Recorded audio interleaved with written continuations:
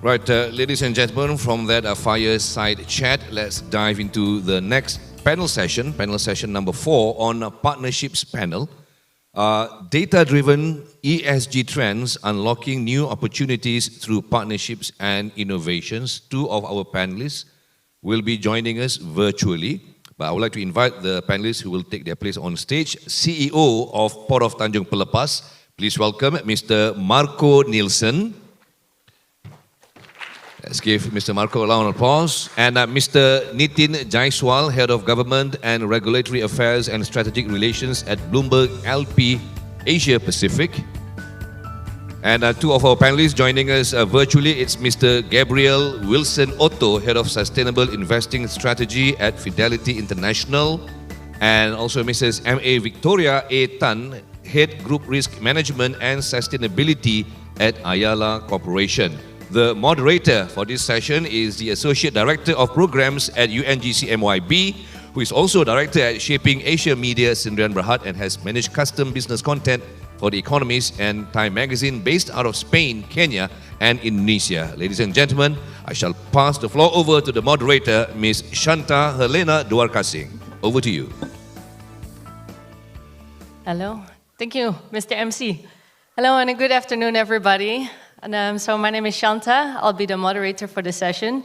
It's really a pleasure being here and being on this panel that, during the day we have talked a lot about, of course, ESG data and its importance. So within this panel specifically, we'll be looking into how collaborations can actually help to not only obtain, but also to actually get more transparent and reliable ESG data. So with me on this panel, and as has been introduced already, so Mr. Marco Neelsen, the CEO of Port of Tanjung Pelepas.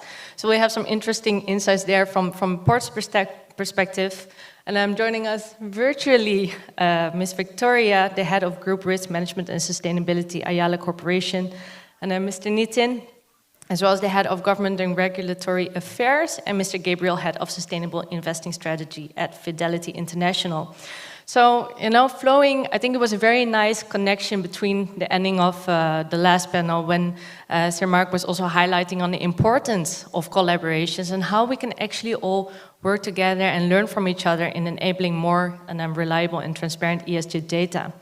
So my first question will be to Mr. Marco, actually. And, like PTP, I believe it's the world's 15th largest port, if I'm not mistaken. So, of course, the tremendous amount of logistics and how data and technology is a very important enabler in order to make all of this happen. So how do you actually manage your technology as an enabler for sustainability? And what could be some of the links to actually obtain ESG data? Okay, thank you very much. I think before I go a little bit in detail, may want to talk a little bit more about the company so that you understand the context. We are a port. As you said, the 15th largest in the world. We are based in Johor. So that means we are in the service industry, and we are, as a port, we are very asset heavy. So that means we have a lot of equipment, a lot of trucks, cranes, and so on. And we have a footprint of our port is 3,500 acres. So it's quite large, something also well to manage. And we are definitely not a data company. So we are in the supply chain, or part of the supply chain. We are in logistics. So for us, it was important when we wanted to embark into the journey of digital. And to be clear, and we talked or heard this also this morning, it was not purely a journey to say it's a journey for ESG. This was a journey to say it's a business journey. And when you want to stay in the business and you want to move forward, you need to embark into the data. So data and ESG is very much collaborative. So that's why we said we need to get partners on board who are helping us to make our vision true and helping us to become also a better business. So, and we got it obviously also a little bit pressure from the board of directors, from the shareholders. They said, look, we as a port, we are international competing, we have international customers, we are enabling trade. For us, it's important that we really stay ahead and on competition and stay with competition. Otherwise, we will have a problem. So, and then directly to your question, so what have we done, the keyword data and how we're enabling it? There's a few things I just want to highlight we have done. Some of them are also in the press. For example, things we have done is, and we call it asset digitization, so we digitize our assets. And our assets is normally a chunk of steel, with some tires on maybe, but try to make these ones a little bit more intelligent. So what we went out is, when we said asset digitization, what we have done, we have created a digital twin of our entire operation. So, and what it helps us to drive efficiency, understand patterns, collecting data and predict patterns, understand patterns better, and have a better operation, a more efficient operation. And what does it in an ESG context mean, or in a sustainability context? Just as a small example, we're doing every year, we're moving between 10 to 11 million container. So that means they go from a ship to the container yard and vice versa.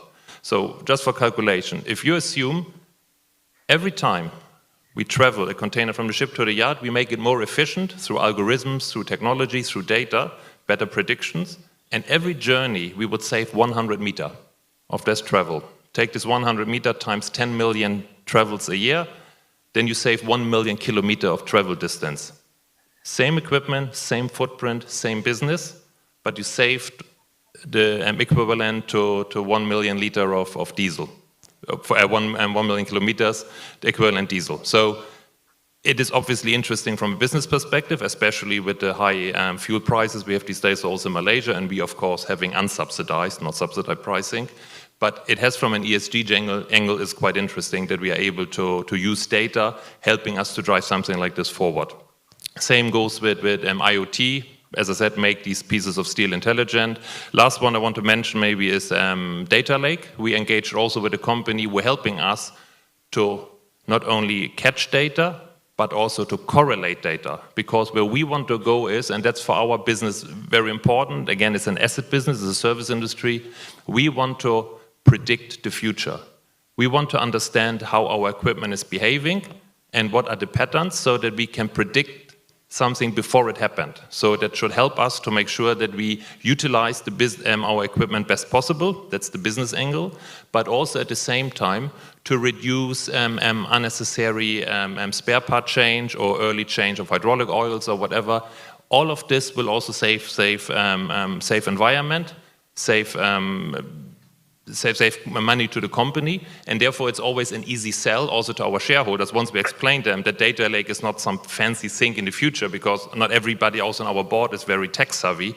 So they were, okay, what's in for the company? And once we go a little bit deeper into it, then it was a relatively quick buy-in, and that makes it also so interesting to put data and ESG and business journey, put them together. Thank you. That's interesting how you link, of course, the data, first of all, to efficiency, because having that conversation with the board will make a very strong business case. But actually from there on, and then being able to obtain ESG data and linkages towards sustainability. So that makes it the overall quite more holistic approach as well.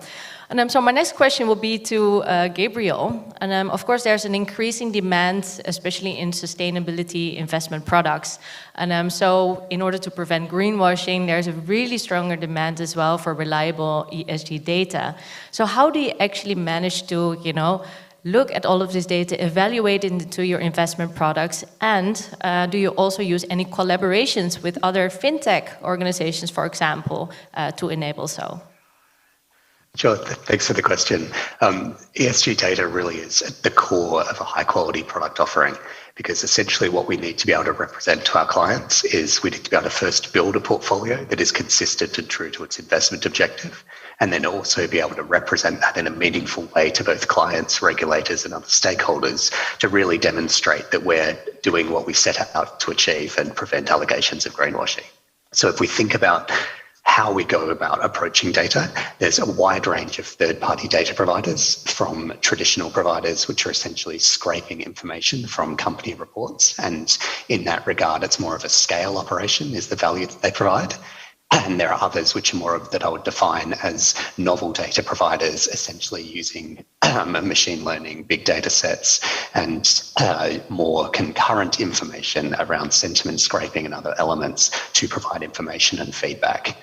The other avenue for gaining information is good old-fashioned boots-on-the-ground research. At Fidelity International, we're in a lucky position of having around 180 analysts in our network that go out and meet with all of the companies under their coverage.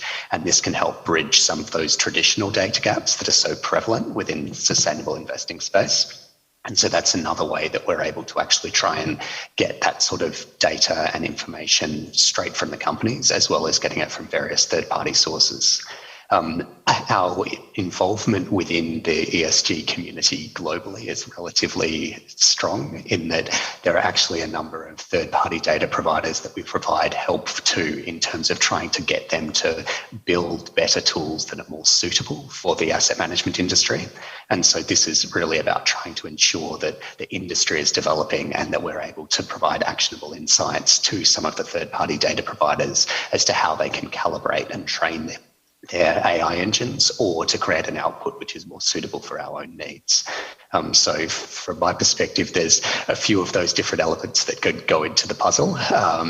And within our internal platform, we have a core set of tools that build upon that data in order to classify and label our internal product range.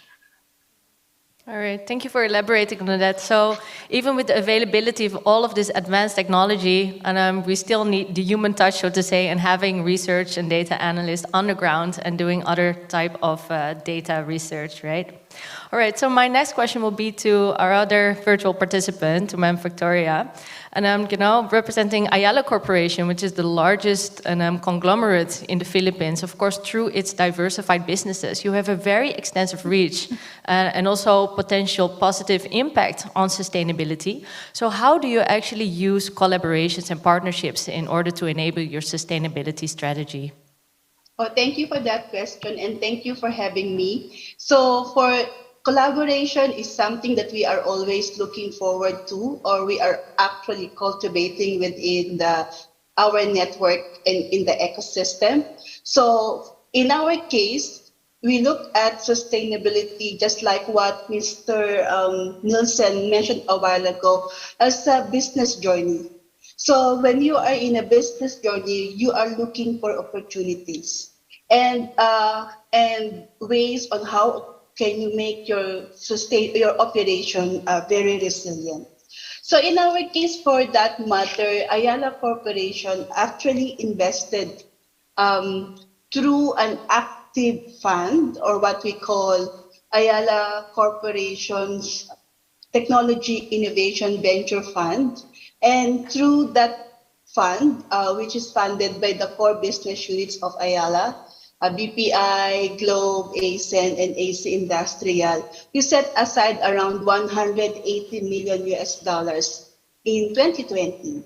And this will invest in technologies that will shape the future of data, such as e-commerce, fintech, the future of work, such as robotics and machine learning, as mentioned by Mr. Gabriel a while ago, the future of property, homes, and communities, such as smart cities, smart communities, smart homes, and the future of resource availability and distribution, microgrids, energy storage, and probably water conservation, and a lot more. So on that note, in the establishment of the fund, we were able to collaborate to other startup companies, and that actually helps us to find the pathways that will help us in our sustainability journey. So partnership is something that we value at Ayala Corporation, and I guess in any organization, because we all believe that we cannot work in silos, or we cannot work alone. We need each other. We need an ecosystem for us to achieve a certain ambition, or in this case, the sustainability ambition. So collaboration and partnership is something that we nurture and we value at Ayala Corporation. And for this particular forum, that is our focus on the technologies related to ESG. We set aside a certain amount of fund just to make sure that the opportunities in this space is not lost, or it's being gated and being approved, analyzed, and presented to the board timely. I hope that answers the question. Yeah, thank you for that sharing. And indeed, building an ecosystem will also be something very important for sustainability really to thrive on. And so moving to Nitin. So, of course, Bloomberg software brings real-time financial data mainly, and it's a very important platform actually for a lot of financial analysis.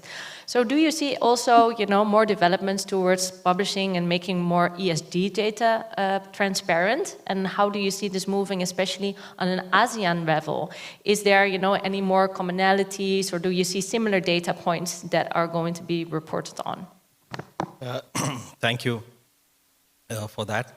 So the technology data and using the combination of two to bring transparency and standardization has been at the heart of what Bloomberg has been doing for the last 40 years in the financial markets. So we have used that experience in the ESG space itself. So when the concept of ESG started gaining traction, and then we have used that experience which we have gained earlier to track and capture the ESG data. Yeah. So one of the key things we did was to ensure that we are able to capture as much information as possible, which is out there using technology, standardizing it in such a way that we are able to remove any discrepancies or arbitrage between two countries with the way the data is reported. So there's a standardization. So same set of data can be used across the world.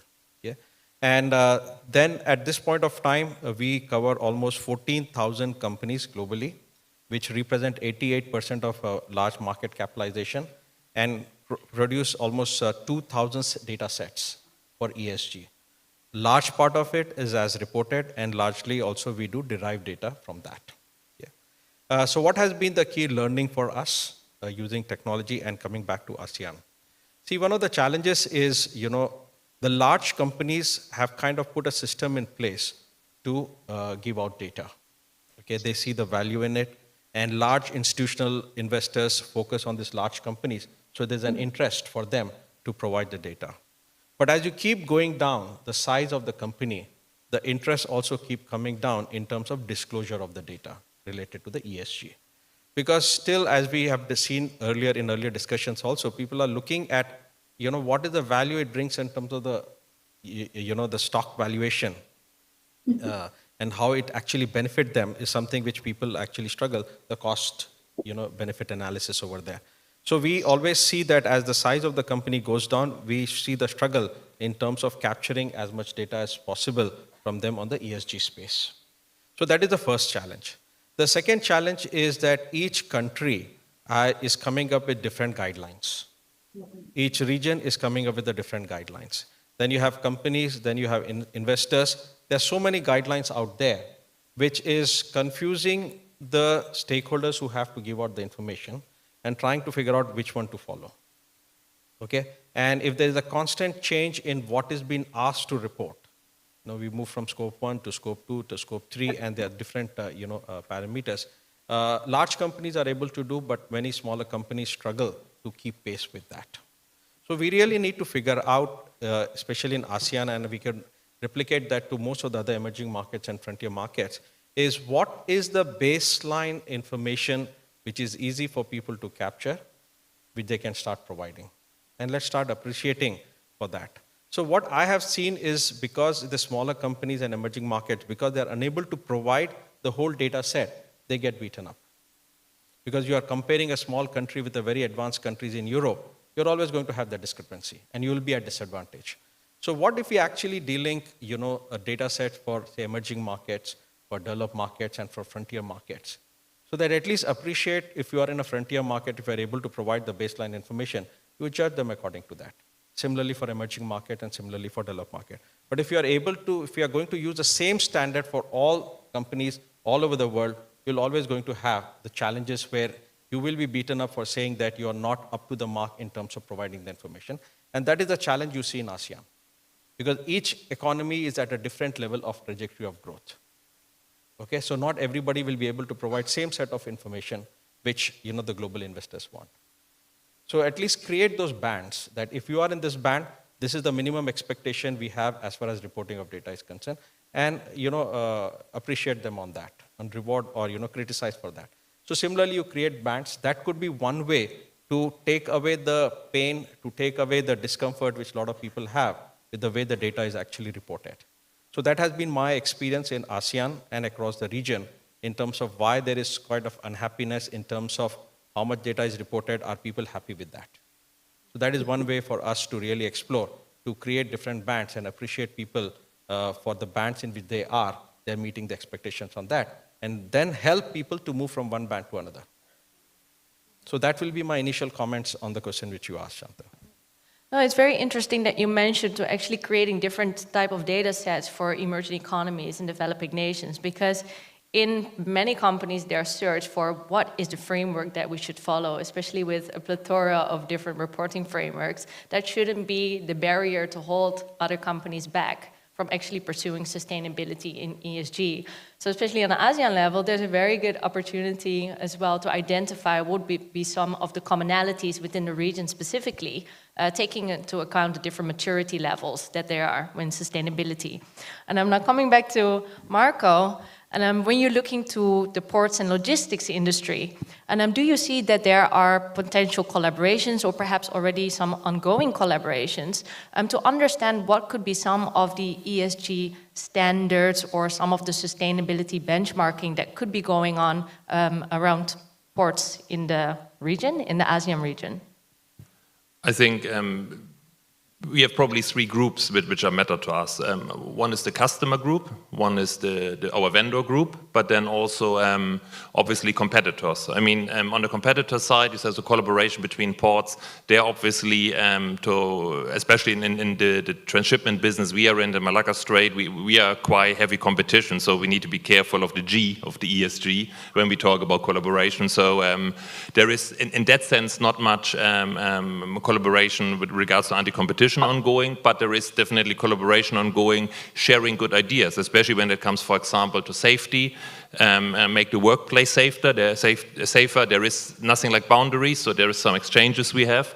But also on the social part, for example, one little token from our port, we have in our blue-collar workforce, we have 10% of our blue-collar workforce driving heavy trucks on our terminal. They're females. And they're females from Malaysia, from all ethnicities, all ages. So this is something which, unfortunately, still a little bit unique, but we also want to promote and make sure that ladies get across other ports, for example, getting the same option, because we could prove it's workable. And yes, there is exchange ongoing, even with some of our competitors, where they came in and said, hey, what have you done? What programs have you set up? How have you made the port an interesting place to work with all this, let's say, male-dominated 24/7 operation? What have you done? So this is something we am very, very happy to share.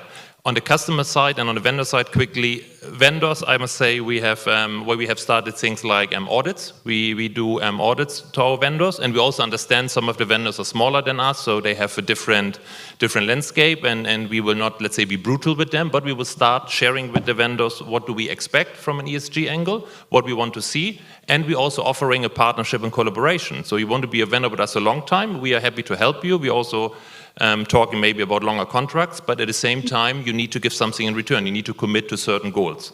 So on the customer side, and that's probably the most interesting one, is the fact that our customers are the shipping lines, the ones who are moving containers from A to B. So, and I think there's probably a lot of manufacturers and people here in the room which export and import goods, so you need shipping. And shipping is globally responsible for around 2 to 3% of all the CO2. So therefore, it makes a lot of sense to look into shipping and try to reduce it. And what you see is that the shipping lines are very, very heavy working on reducing their impact, and it's predominantly for them fuel, because all these ships still run on heavy fuel. Some of them looking now for LNG as a bridge technology, but even some of them looking for something like methanol, ammonia, to change the fuel they're using and moving 24/7 across the oceans. And this is something where we work with them, because we are also in the port, we are scope 3. For them, we reduce our scope 1, but we are scope 3 and their calculation. So they look what we do to reduce it, but at the same time also helping them to find, not only find these alternative fuels, but also help them where can the ships, so to say, where are the fuel stations, where can these ships bunker this fuel? And what I want to share is some of these shipping lines actually went out and made commitments in 3, 4, 5, 6 years from now. They will put certain part of their fleet away from heavy fuel, and they will go into, for example, methanol. And they have said they built these methanol ships. They will come on the market in 25, 26, 27. And today, and we have end of 22, today there is not enough methanol produced globally to fuel these ships. So they put themselves under large pressure to make this turnaround. And we are then in the supply chain, we are a partner with them, making it happen and helping them. And we do a study with the Malaysian government, with Australian government, with some other companies to look, can Malaysia, can PDP, one of these fuel stations for the future, these green fuel stations, can be one of this one helping to really decarbonize global trade? Yeah, so you are really convening a different range of stakeholders in order to all just make a progressive way forward and, in terms of sustainability. Now, when we're talking about data transparency and data collection, I know that it's really not easy to obtain data, especially in the UNGCMYB. Every time we are sending out surveys and trying to do research, people tend to protect their data rather than they want to make it transparent. So my next question is to Gabriel. How do you see that actually in the financial industry, in fund management right now? Because sustainability funds, as there's a high demand, it could be rather to a competitive advantage if you're just keeping this data to yourself. So could you possibly share some examples on how you see collaborations moving forward? Sure thing, and I think it's a really interesting question because it really brings to light the different types of data sets and where transparency can be actually a common good that can help everyone versus the scenarios where some data sets might actually be more valuable to remain proprietary and to become fragmented. So if I look at trying to disentangle that a little bit, where collaboration within the industry makes a lot of sense is looking at this sort of system-wide or industry-level harmonization. So this could be talking about taxonomy data sets. So what does a green asset look like? Or what does a social asset look like? And then also the underlying data sets that are used to support that analysis. So the raw data that we get from companies. The more data that is available in the public domain on a raw basis, the more helpful it is because it means that everyone has a high quality, consistent data set to be using for comparisons. Where it starts to become more proprietary is how that data is manipulated or used by managers to actually gain investment insights or to come up with proprietary tools and ranking systems. And so what we can see is that there's a huge area where collaboration is fantastic, and this could be through policy advocacy, it can be through industry associations, think tanks, or it can even be at the individual issuer level to try and encourage more complete disclosure. So we're seeing a lot of activity on that front.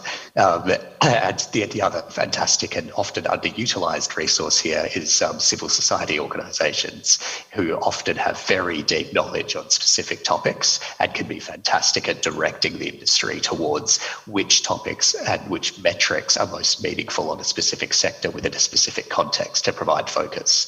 So from my side, there's huge upside from collaboration and partnership across the board here in driving those consistent data sets. But there are also elements where it makes less sense to collaborate because we're trying to achieve a more proprietary outcome. All right, great. Meanwhile, I would also like to ask the audience, if you have any questions, please post them up on Slido, because we'll be taking some of those questions later on. All right, so my next question will be to Victoria again, and mainly from, a practitioner's perspective in the corporate side, because we're talking a lot about all of these opportunities of collaborations and data collection, but of course, there's also the risk management part of sustainability issues that may occur. So from Ayala Corp, do you, centralize your ESG data collection, or do you rather see that it is, maintained and managed just in those business units? And to what extent can you actually have data transparency, also taking into consideration that you need to protect privacy and certain data sets? Okay, yes, we are a very big organization or conglomerate. So how do we structure this ESG data? So we have for each of the business units what we call as what Gabriel mentioned about a while ago, the taxonomy. So what are the things that we will be collecting from each of the business units in terms of the E factor, the S factor, and the G factor? So earlier on, or probably before the next reporting season, we will review all the metrics that we have. And based on our materiality assessment, we will reconfirm whether these metrics are still relevant to us and whether this is something that our stakeholders are really looking after. So we have that for each of the business units. So as of now, we are collecting ESG data from the 11 verticals, meaning 11 industry sectors before it can be consolidated or aggregated at the Ayala, at the parent company level, at the Ayala level. So our business units, they have their own ways of collecting data, but at the moment, we are actually implementing an ESG data management system, and that's by Synergy Life, so that there is better efficiency or, and traceability of all the data that we will be reporting in our annual report. And it is not an easy process. There's a lot of hand-holding that we need to do, especially at the less mature business units. So from the less mature business units, we have all the road shows just to put everyone on the same page in relation to the definition of all of these ESG metrics and to make sure that the calculation is correct. I think we are talking about scope 1, scope 2, and of course the complex scope 3, and we need a lot of education on that note.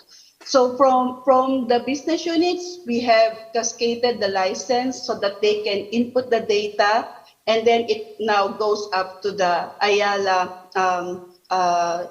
platform. At that point, everything is available to the public because that will be part of our annual disclosures, and that will be part of the annual report. I guess what is proprietary is the things that we need to do we need to analyze in relation to the products and services offerings. So that's kind of proprietary to us. We have an AC data analytics team. They are collecting all the data related to demographics, the industry sector data, customers' preferences, and that is something that we have internally, but that will not be given to the public because that is considered a competitive data. But everything related to the ESG performance, that is something that's available in our annual report. I guess Fidelity is one of our institutional investors, so I would like to give you an assurance that right now we are improving the data collection process. We have also engaged South Pole to help us compute properly the scope 1, scope 2, and scope 3 because the emission factor changes every now and then. And I realize that's another portion of the climate ambition that we need to strengthen. It is an exciting time because while you are doing it, you are managing all the pain points at the same time. You are educating yourself and you are learning a lot, and that will actually help you in the next steps towards the climate ambition of the corporation. I hope that answers the question.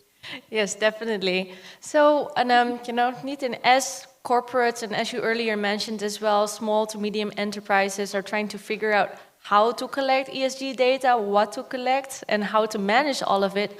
How do you actually see the role of regulators and then within the region to actually really progress this process and make the ESG data more reliable? So, Shanta, I just want to go back to the question you asked, Gabriel, on the financial market side, how actually they do. So I was just actually reading an article which came today morning, which was kind of very relevant to what it says, we discussed. It says that fund managers find alpha in artificially low ESG scores. The lack of reliable ESG data in emerging market is proving boom for some of the heavyweights of global financials because many rating agencies, give lower ranking because of fewer disclosures relative to companies listed in the developed markets. So clearly we see there is an arbitrage based on the data disclosure which is actually happening. So firms which have larger, pool of resources are able to capitalize on the arbitrage in terms of the data availability. Okay. So we need to figure out how we could actually, remove that arbitrage. So that is one part.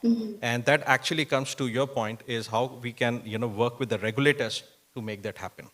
So I think what we need is more coordinated efforts among the regulators, and especially in this part of the world. So right now, earlier we were, listening to the discussion. Today, large part of the discussion is led by the regulators and the institutions from the West, in Europe, and then followed by US. And then we have to, follow that in this part of the world. But the reality is we have our own challenges. We have our own dynamics in this part of the world. So when you are unable to follow the global standards which have been set, which works well in that part of the world, you're always going to have that you're falling behind, as the story says, that creating the arbitrage between, the data disclosure and all that. So the local regulators have to come together to figure out what are the dynamics which works in this market, okay? And how they can coordinate and come up with their own standards which help these companies to report better. Okay? But if we are trying to, eventually the goal is that, yes, we want to be the best in the world. And that is going to take time. And for that, the first measure they need to do is, what I have seen is in each regulator is trying to create their own standardization, own requirements, own stock exchange will have its own platform. And that's okay for the country specific. But if you're seeing from outside, when you're trying to capture or use the data, you're confused. Okay? And we are living in a global market where, global investors come and invest. So we need to figure out how we could remove that, individual aspiration of the regulators to create their own standards out of it. And for that, I suggest that the regulators have to sit together to figure out what works for them. And instead of trying to create their own framework, try to create more ASEAN on the Asian focus, framework. And we have started doing that work with the pension funds, where we got some of the large Asian pension funds in this part of the world to come and figure out what works for the region, and let's push that. Okay, and then build on to that and go towards the global aspiration. Rather than just go straight away to the global aspiration, in the process you actually fail because you're not going step by step. So the collaboration part which you actually talk about, the partnership, the word which you use, is the way forward for the regulators to come together. Forget about the individual in-country aspiration and focus what works for the region and help the small companies to give better compliance of the reporting for ESG data. Yes, I fully agree with you. As an ASEAN region, there will actually be a lot of power towards collaboration and creating the frameworks that will be more relevant here. So perhaps for our next roundtable, you can moderate between all the ASEAN regulators and we will try to get them around the table. That would be good.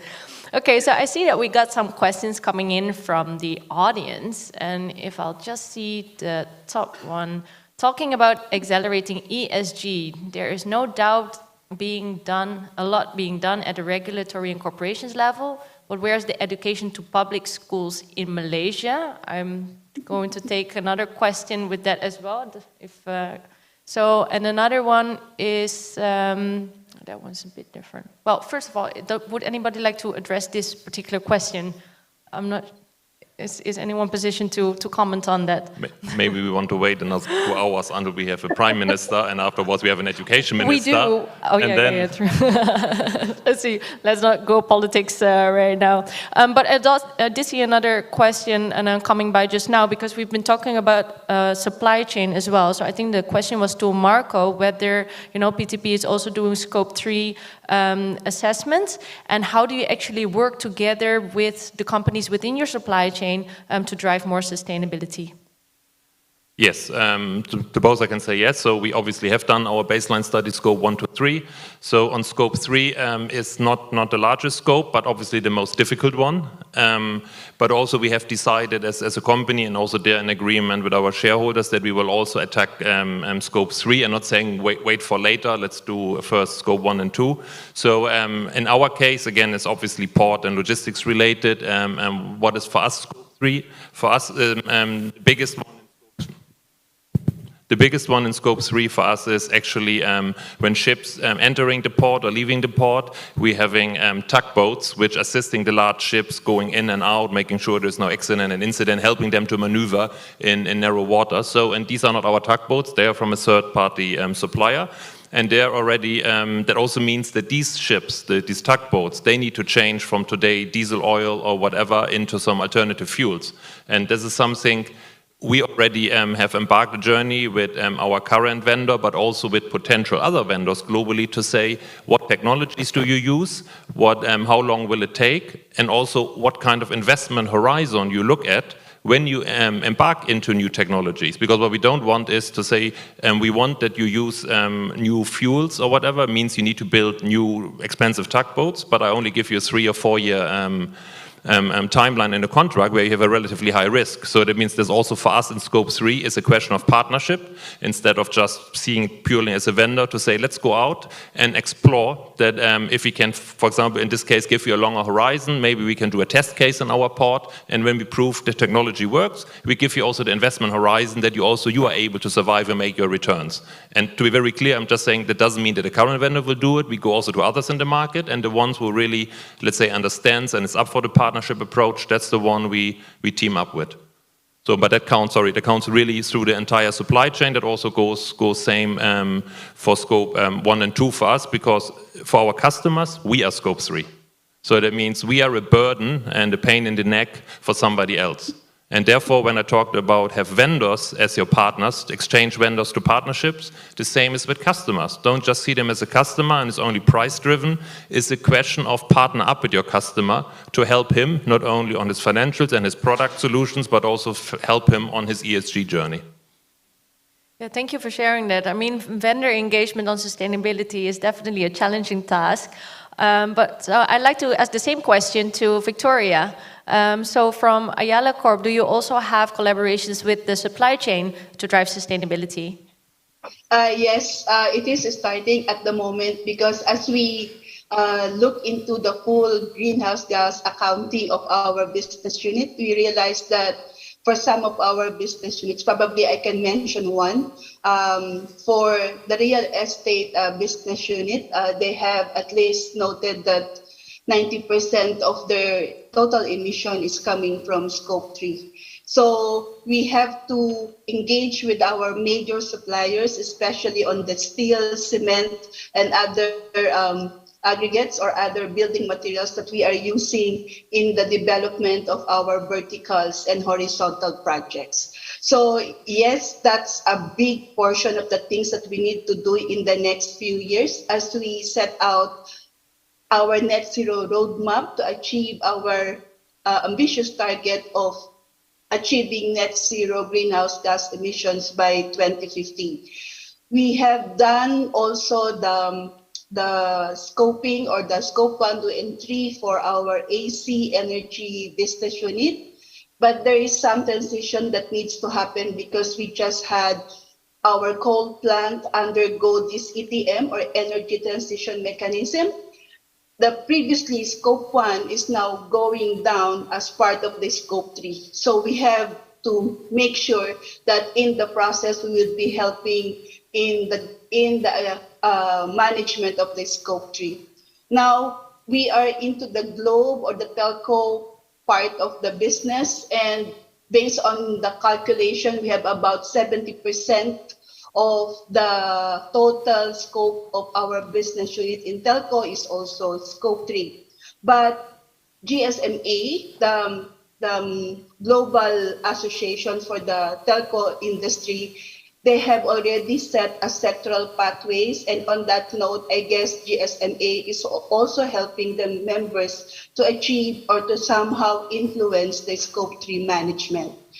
For the bank, I guess everyone is afraid of the finance emissions. And so at this point, we are still in the process of understanding that, but definitely that is something where we need to liaise or to engage with our stakeholders. On that note, that is not a supply chain, but our creditors, the assets that we have in the loan book, the owners of the assets in the loan book. So it is like, it's like a puzzle. if I may call it, because you have scope 1, scope 2, scope 3, and it is different for industry sector. So for the total net zero roadmap for the parent company, it will be completed by the end of next year. It is not this year because we have to go through all these business verticals.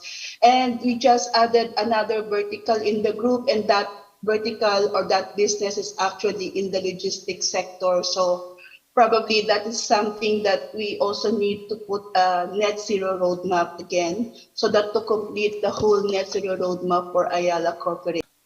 Okay, and let's talk about the education. So if you have been listening to the conversation for last 1.5 days, it is very difficult for them to really comprehend what exactly is being discussed is actually happening. Okay, because right now most of the information is at the top management level who understand what actually need to be reported, what's happening, scope 1, scope 2, scope 3, ISCO, then, all the different kind of things. It's right at the top. So I think we also need to step back and see how can we democratize and simplify the concept of ESG for the normal people. Okay? So if, for example, I'll give you an example. If we, in this room itself, if we ask what are the top 5 financial information which you want to see in a company, people will be able to tell, okay, I'll see the sales, I'll see net profit, I'll see X, Y, Z. But if we replicate the same thing in the ESG, give me 3 indicators which you want to watch, I know very few of us will be able to actually answer that. Okay? So we really need to figure out how we can simplify the concept and how we can democratize so that more people are taking part in it. And the more people get involved into the process, the energy which is going to generate to move towards that is going to be much faster. Otherwise, it will always end up with a top level discussion. So that is what I see if I wear a common man hat. So the question on education which was asked there is absolutely important at the school level, at the college level, at the individual level, which we need to focus on. We need to really figure out how we can simplify. One way to do that is the second part of the question which was asked there is there a need for us to really delink E from SNG? Okay, because E is very technical and E is very important for us to solve from the climate side. Others are also important, but the measurements are a bit different. Okay, so do we need to really segregate that and make it like E in itself and have SNG as a separate part of it? So because most of the time when we, like even today's discussion, all was about E. Very small component was discussed about SNG. So why don't we actually look at, is there a time for us to look at the whole terminology of ESG? There was a reason why it got started there, but we really, at the time has come for us to really reevaluate that. That's what I feel because of, listening to all the discussions. On the baseline is what I had actually shared that with you earlier. We need to have a baseline information which everybody has to comply. Whether you are the developed market, you are the emerging market, you are the frontier market. And we need to work with every organization to help them to get to the baseline.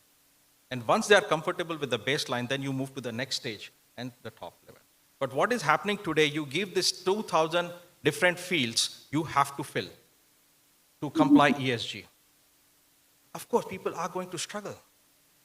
Not every company will have the resource to report all set of data. But what is that minimum set of data sets which should be provided by all? That is not clear.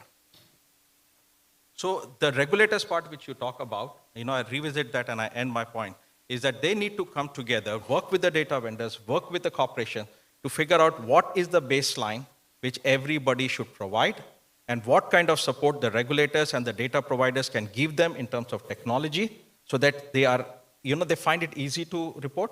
And once the base is there, they get more confidence that I think I can move to the next level.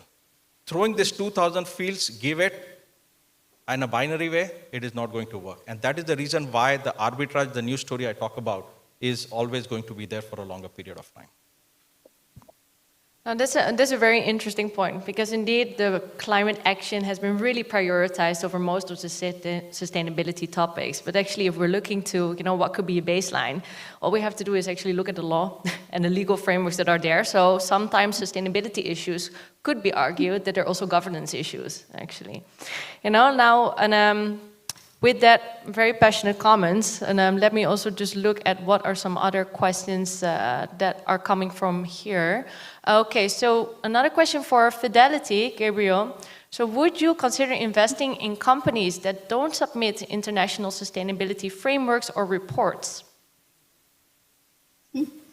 So the short answer here is that yes, partially because we would conduct fundamental due diligence on the company by meeting the company, understanding their performance on material ESG issues, and coming to a determination internally as to whether those risks and opportunities were appropriately reflected within the price of the entity.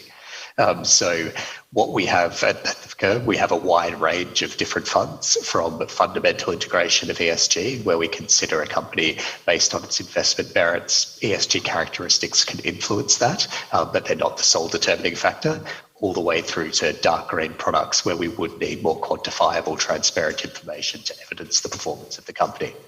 So it would depend on the fund, but the fundamental due diligence would definitely be part of that. If I can just also address a quick one on the S pillar, which was highlighted as not getting enough focus. This is one area that I'm personally very passionate about, and I think that there's some fantastic examples of collaboration and coordination within the investment management industry and with civil society to try and drive and address some issues within the space. There's a fantastic initiative called Investors Against Slavery and Trafficking, Asia Pacific, which is basically engaging with companies in the Asia-Pacific region to promote effective action at finding, fixing and preventing modern slavery in supply chains. So this is a key element around trying to have real impact on S issues. It's got a lot of collaboration and partnerships, and we have within the initiative, there is Walk Free, who's a knowledge partner and secretariat, and also Finance Against Slavery and Trafficking, or FAST, also provide their expertise into the initiative. And for me, I think that that's a fantastic example of partnerships and how different perspectives and knowledge bases can actually help to overcome some of these gaps. If we look at the topic of modern slavery, it's so nuanced and specific into each market, into each individual context, that there's no one number you can use. There's no easy data set to evaluate a company's performance. And having that tie-in from civil society to provide access to a broad network of people that can provide different views and lenses on corporate performance can be a really differentiating factor in being armed with the information to have a constructive discussion with companies and with others in order to drive change. So I think that the S definitely needs to be up on the agenda, but just wanted to throw that one out there as a topical example of collaboration and data gaps. Yeah, just to pose another question to what you have mentioned right now. Oh, I did see quickly time's up. And because, I mean, from an investment perspective, like the objective of investment is also generating returns. So now, of course, we're talking about generating sustainable returns. So as the E factor is often more financially easily accounted for, especially with carbon credits coming up, etc. So how do you actually justify, or rather, how do you propose investments that are going to be somehow quantified into the social impact? And I think there's two elements to this very quickly. One is a product construction and value alignment with clients. So what we're actually seeing across the market based on market data is that investments that are aligned with a person's personal values are some of the fastest growing areas of investment at the moment. And so this is looking beyond financial returns to also partner that financial return with a real world impact that is aligned with your own values. And so I think that it's important to recognize that that type of product and that type of outcome is in demand. It's not just all about making bottom line and about the money, but it is, as you highlight, critical to be able to demonstrate that in broader contexts and where the weight of the money in the market is at the moment. For me, what we've seen across the region, and especially with government focus on a broader range of S issues across Asia Pacific and within ASEAN, that link between social issues and financial performance and consumer expectations, I would argue, is becoming stronger and stronger. So in terms of the ability to continue to sell products to clients in order to not be fined, in order to stay ahead of evolving regulation, these sorts of issues are increasingly becoming financially material and more broadly applicable to a wider range of investment products. So I'm actually personally very optimistic about the outlook for S issues within ESG, both from a values basis and also from a fundamental basis, as having more teeth than they may have in the past. And I think that will drive or help contribute towards positive change. All right. So I'll have a similar question to Marco, actually, because earlier you mentioned about, it makes a very strong business case when you're enabling technology also from an efficiency perspective. So from your experience, when you are proposing any investment related to, social part, you mentioned about gender equality. How was that in order for you to convince the board, so to say?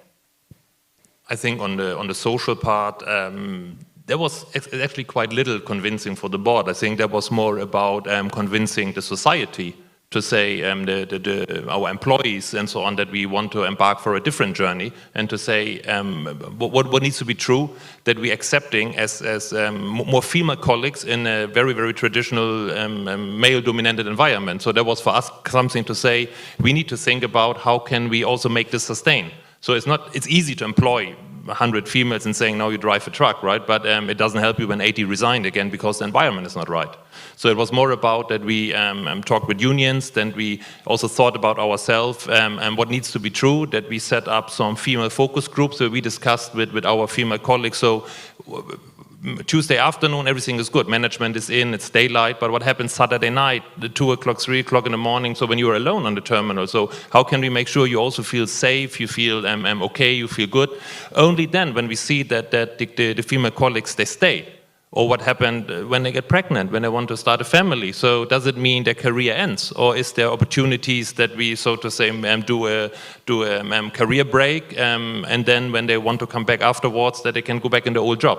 So all of this we discussed, and it was more, as I said, it was more about society. And I can tell you, we had in the beginning quite some hurdles where we are not in Klang, we are in Johor, so a little bit on the countryside. So there was some mindset from some male colleagues like, no, this is male dominated and females should be at home and whatever, or maybe work in the office, but definitely work where we work because only we can do it. So you have to break some traditional barriers. But once, so to say, the colleagues are on board, then it's a journey which moves. So it was more of a question of our society environment, not so much on the board level. All right. Well, I see that we just have a few minutes left, so perhaps all the panelists would just like to give some quick closing remarks, starting with Nitin. Now, I think my closing remark, this is something which I feel, personally very passionate about, is that there has been so much of discussion around the concept of ESG over the last 10 years, okay? And the needle is not moving at the pace which we want to. So we have to really step back and see what is the reason why we are unable to move the needle as fast as we want when we say that some of the aspects of ESG is very critical for us to solve. Okay? So and then we have to relook that, and maybe we have to redefine our approach towards ESG. What that it could be, one of the ideas was to really delink the 3 aspects of ESG. Okay? Or maybe to basically divide the countries on the baseline levels at how they would like to. But I think the time has come for us to really critically think, rather than keep discussing and debating the same thing, the same challenges, what is actually happening. We all know the challenges by now. Okay, we all know the challenges, but still we are unable to move the needle. So we have to really figure out what can we do to move the needle. I don't have a specific answer, but that should be the focus of discussion. That let's stop discussing and figure out how we could move the needle. Otherwise, 5 years down the line, we will have a similar discussion. What are the challenges related to ESG? If climate is crisis, we need to act now. For that, we have to relook at the approach. Urgent call to action. Right, Victoria? Right, thank you for that. And I guess I would like to thank you also, Nitin, for that very passionate discussion about, putting up the band, because I guess that is another issue that we want to resolve in the ASEAN region. We are always being penalized because we are in this part of the world, and some of the things that's being discussed at the developed countries or developed markets are somehow we are lagging behind. And I would like to support you on that, Nitin. But on my last word, probably, whenever we look at partnership or collaboration, when we are choosing a partner, there is just one guiding principles that we always check, and that is if the possible partner or if the possible agency have the same values as we are, as Ayala.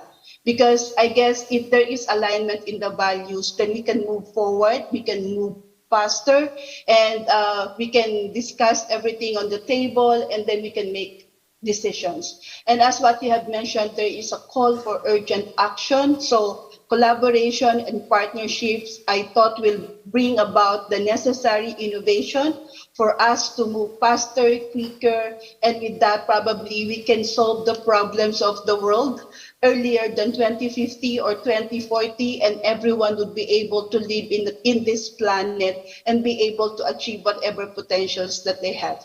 The S is very important. There is no climate transition without the social transition.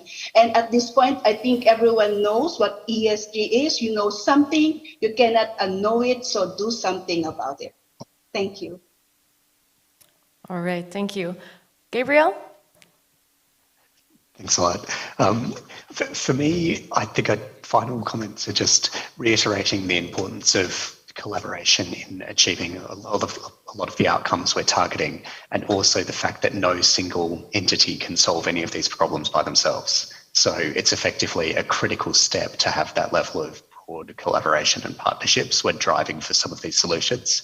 The other element on ESG data is just to encourage away from a compliance mindset of thinking that filling out a 2,000-line spreadsheet from a data provider is a good use of a company's time, towards looking at what is actually material for my business, how is this integrated into my strategy, and how am I going to actually be acting on those data points. So not disclosure for the sake of disclosure, but disclosure for the sake of facilitating strategy and action. All right, great. Okay, Nitin, 30 seconds. Yes, 30 seconds just for my one thought which I missed out, because on the, looking forward. So, if you look at ESG, it's a snapshot at this point of time. When we invest, one of the critical elements is to look forward. What is the strategy? So that is one element which is missing from data reporting, and, people looking at it, is the transition score and the transition journey. Because that actually tells me that whatever you have done so far is okay, but what are you going to do in the future? That element also needs to come into the discussion more prominently.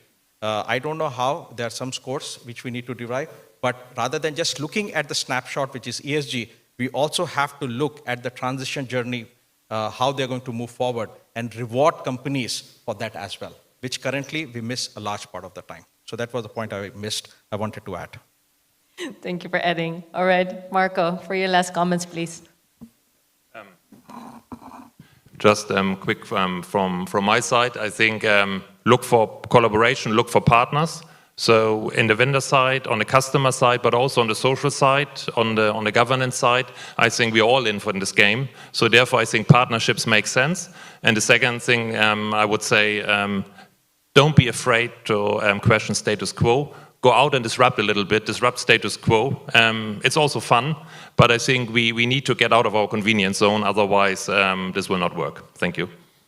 All right. So with that, I'd like to end this panel session. Thank you very much to all my panelists, and enjoy the coffee break, I think. Thank you, Shanta, Helena, Dwarkasing, moderator for that session. And thank you to our panelists, Mr. Nitin Jaiswal, of course, Mr. Marco Neelsen, Mr. Gabriel Wilson-Otto, and Mrs. M.A. Victoria Etana. Thank you so much for all the sharings.